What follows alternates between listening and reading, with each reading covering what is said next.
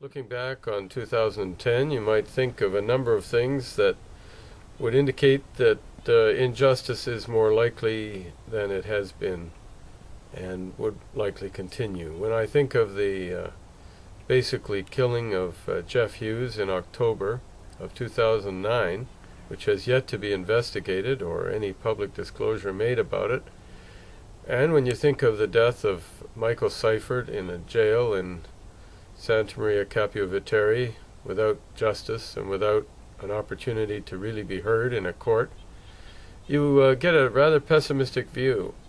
But taking a bigger look at the future and at the recent past, you can see that 2011 will demonstrate that the globalists have failed.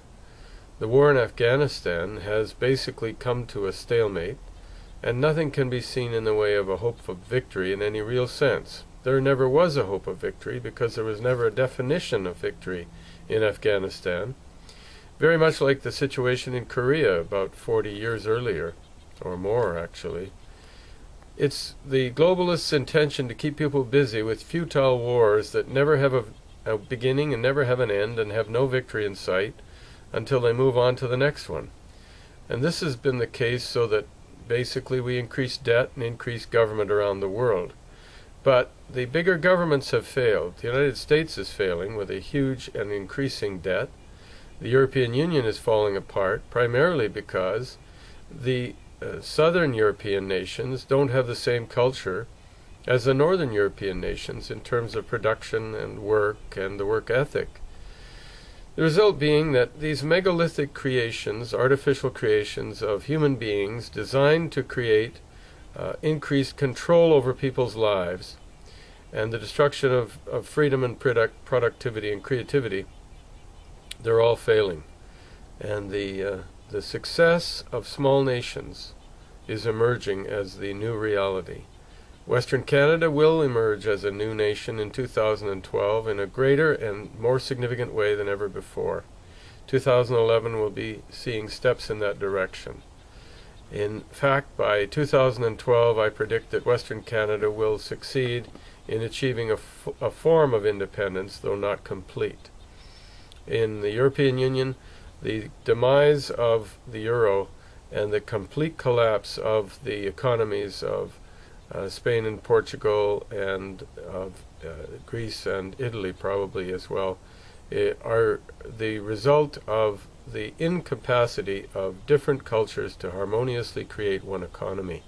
China is the one nationalistic emerging entity in the world, and in fact it too is created out of a multi-ethnic state, which is really the feet of clay for this megalithic structure. All of these man-made creations ultimately fail. The natural unit of the family cannot be destroyed, even though the modern culture has decided in many cases to take children away from parents, alienate them as much as possible. None of these, I would call them basically evil intentions, can ever prevail, because there is a natural truth, a natural entity that is created by a natural God whose purpose and planning has made many different cultures, many different peoples, and all the unique families that exist among us. Freedom is essentially the condition of man to which we will always and always have striven. And this cannot be destroyed by either states or ideologies or cultures.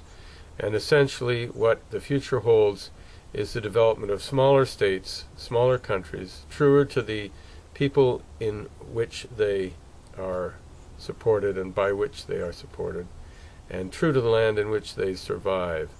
And we will see this develop further in 2011. And I wish each and every one of you the success of personal development, creativity, and the emergence of your own identity and your own authentic way of life, true to yourself. And of course it has always been true to say, this above all else, to thine own self be true, and then canst thou not be false to any man.